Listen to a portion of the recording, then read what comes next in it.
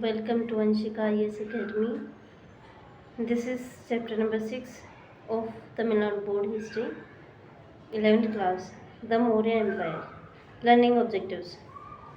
The sources for the study of the Mauryas, Chandragupta Maurya and his achievements, Ashoka and his achievements, and the spread of Ashoka Dhamma. The silent feature of the Mauryan administration, the art and architecture of the Mauryas, causes for the decline of the Maurya Empire. The foundation of Mauryan Empire opens a new era in the history of India for the first time. The political unity was achieved in India. Moreover, the history writing has also become clear from this period due to accuracy in chronology and sources. Besides plenty of indigenous and foreign literary sources, a number of epigraphical records are also available to write the history of his period. Literary sources. Kautilya's Sastra. This book in Sanskrit was written by Kautilya, a contemporary of Chandragupta Maurya. Kautilya was also called Indian Machiavelli. The manuscript of Asastra was first discovered by R. Sharma Sastri in 1904. The Asastra contains 15 books and 180 chapters, but it can be divided into the three parts. The first deals with the king and its council and the departments of government, the second with civil and criminal law, and the third with diplomacy and war. It is most important literary source for the history of the Mauryas. Vishakdatta's Mudra Rakshasa. The Mudra Rakshasa, written by Vishakdatta, is a drama in Sanskrit, also written during the Gupta period. It describes how Chandragupta, with the assistance of Kautilya, overthrew the Nandas. It also gives a picture on the socio-economic condition under the Mauryas. Megasthenes Indica. Megasthenes was the Greek ambassador in the court of Chandragupta Maurya. His book Indica has survived only in fragments, yet his account gives details. His account gives details about the Mauryan administration, particularly the administration of the capital city of Patliputra, and also the military organization. His picture on contemporary social life is notable. Certain unbelievable information provided by him has to be treated with caution.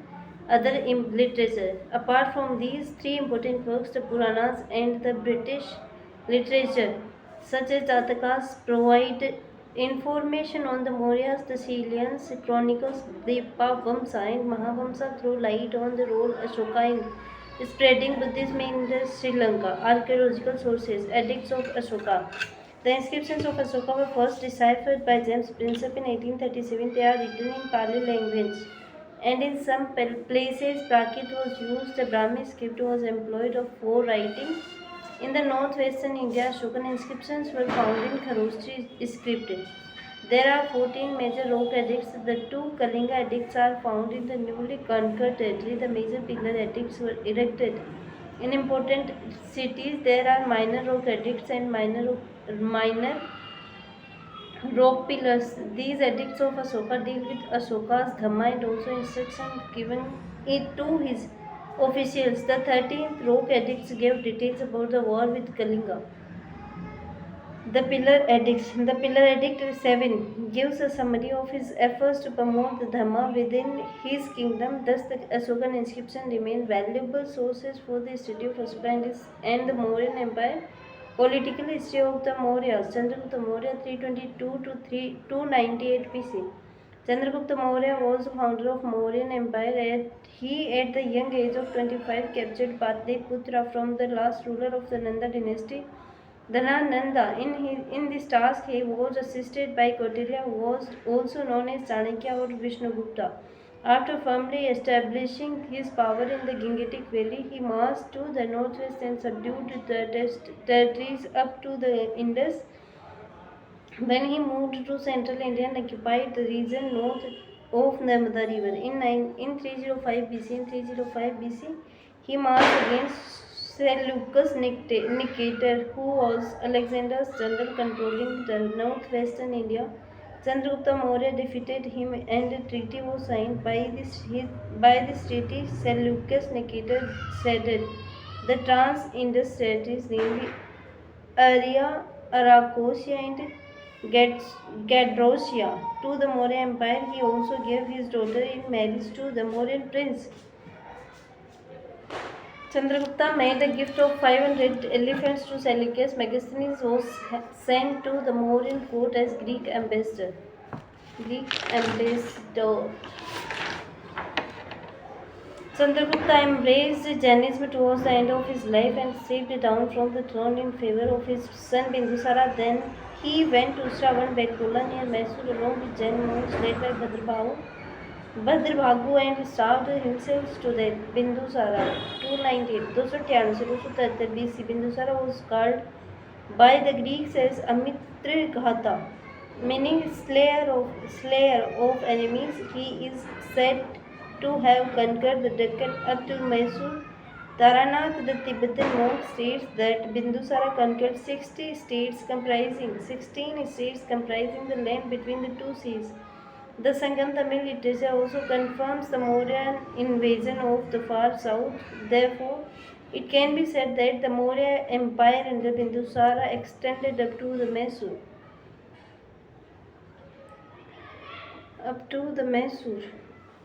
Bindusara received Damascus as ambassador from the Syrian king Augustus I.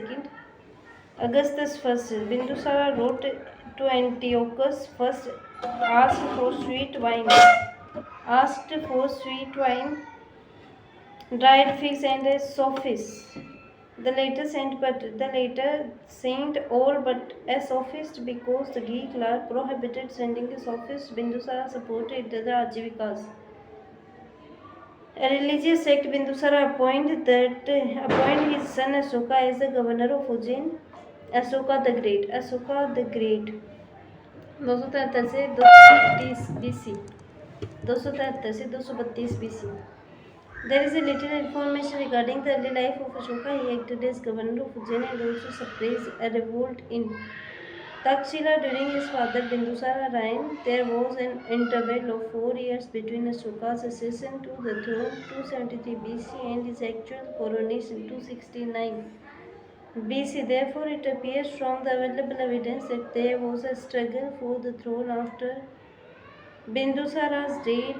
The Cylonese chronicles Dipavamsa and Mahavamsa state that Ashoka captured power after killing his 99 brothers, including his elder brother Susima. The youngest brother Tissa was spared, but according to Tarnath of Tibet, Ashoka killed only 6 of his brothers. Ashoka's edict also referred to his brothers acting as officers in his administration. However, it is clear that the succession of Ashoka was a disputed one. The most important event of Ashoka's reign was his victorious war with Kalinga in 261 BC. Although there is no detail about the cause and course of the war, the effects of the war were described by Ashoka himself in the Rokadic. 1,350,000 were killed and many times that number perished. After important effect of Kalinga war was that Ashoka embraced Buddhism under the influence of Buddhist monk Upagutta. Ashoka and Buddhism, according some scholars, his conversion to Buddhism was gradual and not immediate. About 261 BC, Ashoka became a Sankhya Upasaka lay disciple, and 2.5 years later a bhikshu monk. Then he gave up hunting, visited Bodh Gaya and organized missions. He appointed special officers called Dhamma Mahatras to speed up the progress of Dhamma. In 241 BC, he visited the birthplace of Buddha, the Lumini garden near Kapila Vastu. He also visited other holy places of Buddhism like Sarnath, Sravasti and Kushinagara. He sent a mission to Sri Lanka under his son Mahendra and daughter Sanmitra, who planted there the branch of the original Bodhi tree. Ashoka convened the third Buddhist council at Patliputra in 240 BC. In order to strengthen the Sangha, it was presided over by the Mughal Buddha. This extent of Ashoka's empire. Ashoka's inscriptions mention the southernmost kingdom, Solas, Pandya, Satyaputras and Kerala Putras as border states. Therefore, these states remained outside the Maurya Empire. According to Rajdrangini, Kashmir was a part of the Mauryan Empire. Nepal was also within the Mauryan Empire. The northwestern frontier was already demarcated by Chandragupta Maurya Ashoka's Dhamma. Although Ashoka embraced Buddhism and took efforts to spread Buddhism, his policy of Dhamma was a still broad concept. It was a way of life, a code of conduct and set of principles to be adopted and practiced by the people at large. His principles of Dhamma were clearly stated in his edicts. The main features of Ashoka's Dhamma is mentioned in his various edicts may be summed as follows.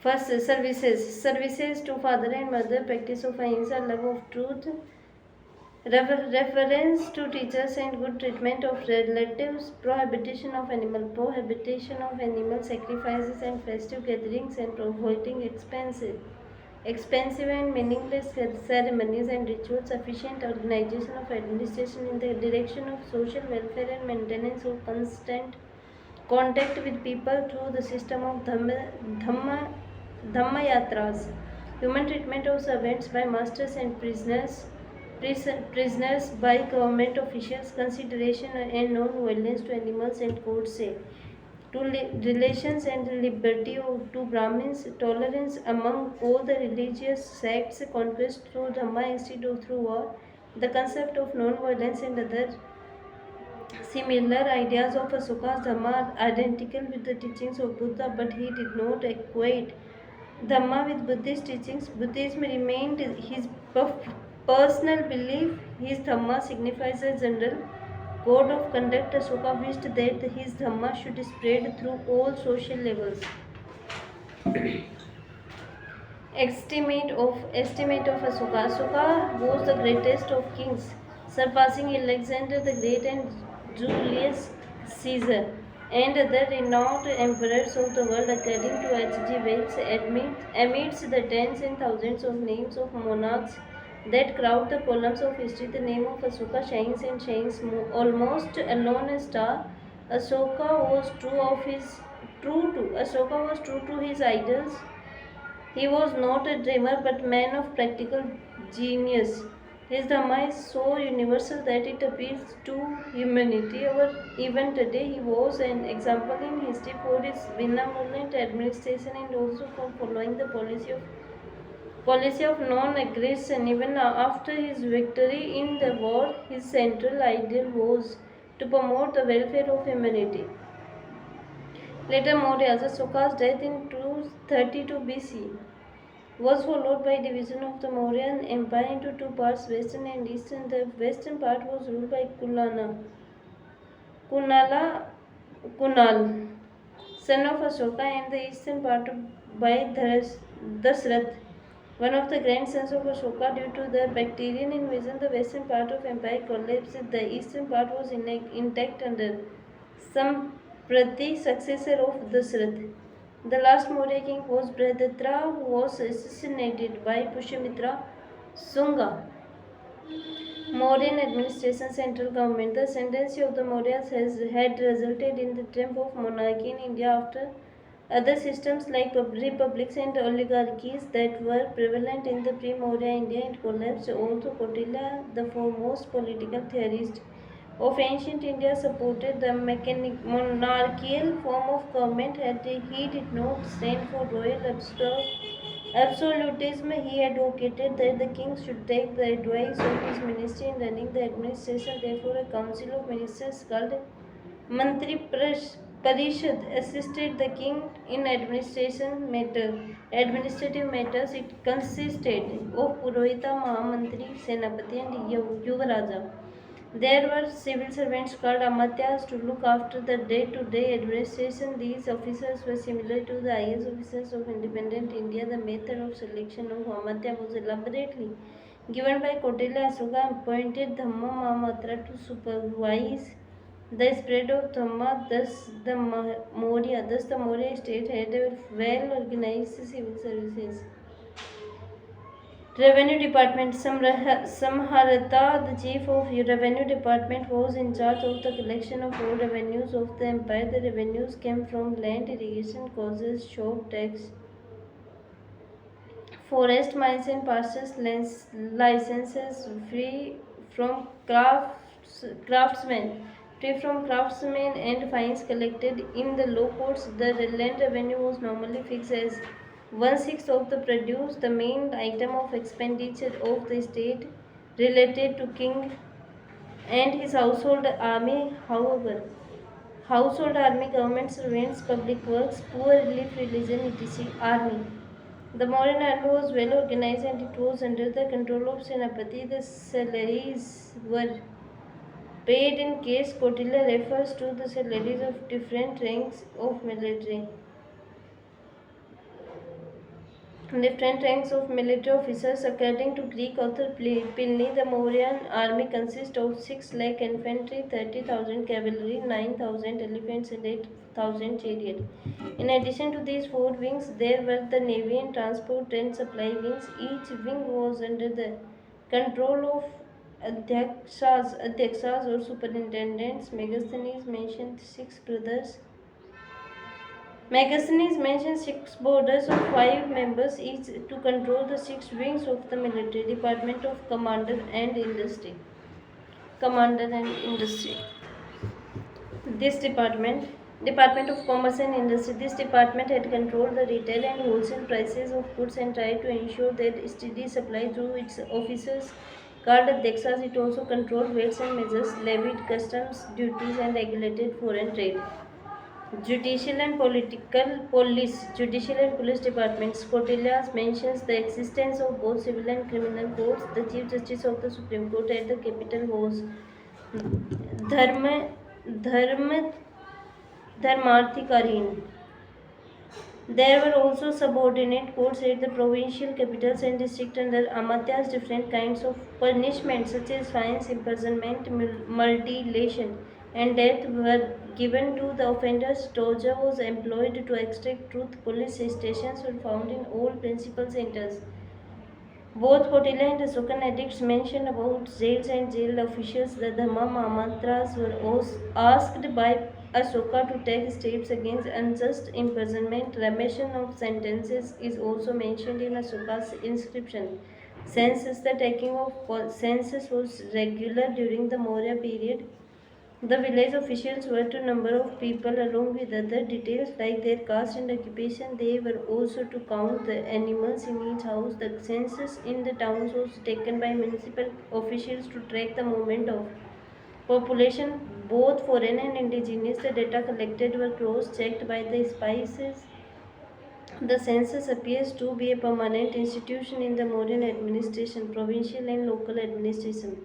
The Mauryan Empire was divided into four provinces with their capitals at Takshila, Ujjain, Swarnagiri and Kalinga. The provincial governors were mostly appointed from the members of royal family. They were responsible for the maintenance of law and order and collection of taxes.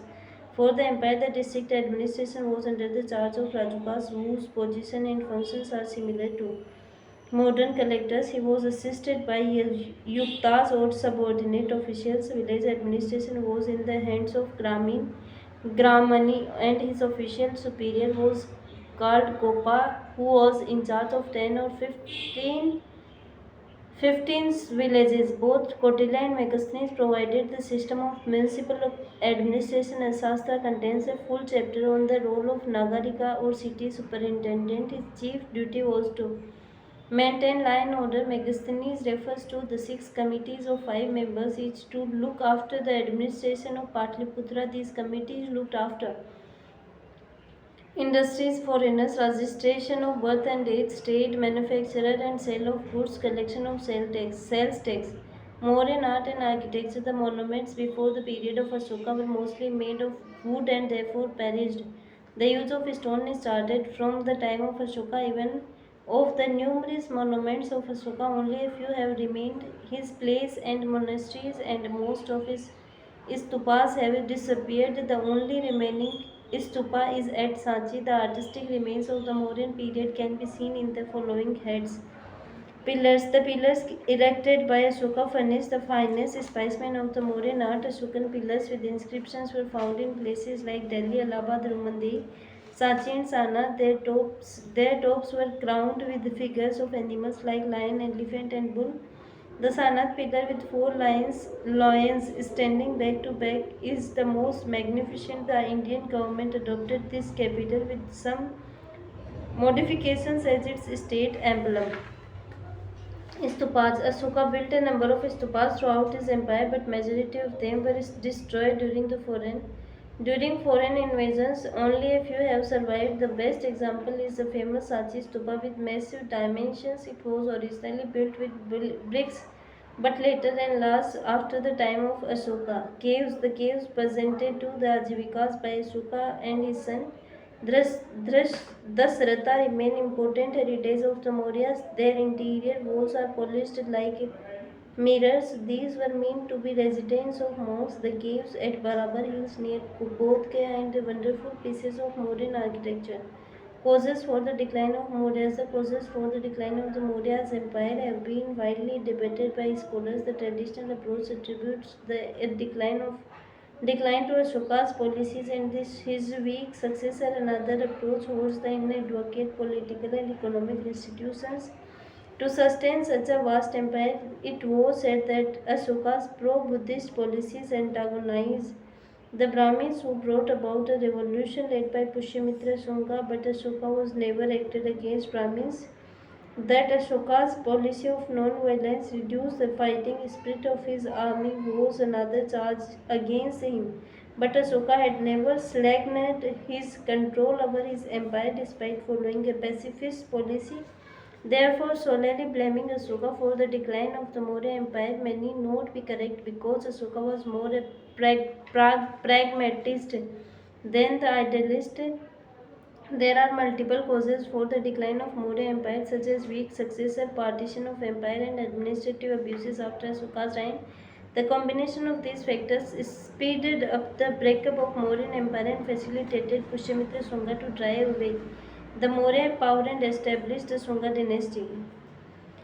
Learning outcomes. The literary and epigraphical sources for the study of the Mauryas, the accession of Chandragupta Maurya and his achievements, Bindusara's military achievements, Ashoka's spread of Dhamma through various means such as issuing edicts and appointing officers like Dhamma Mahamatras, the silent feature of Mauryan art such as pillars, caves and stupas, causes for the decline of the Mauryan Empire. Thanks for watching.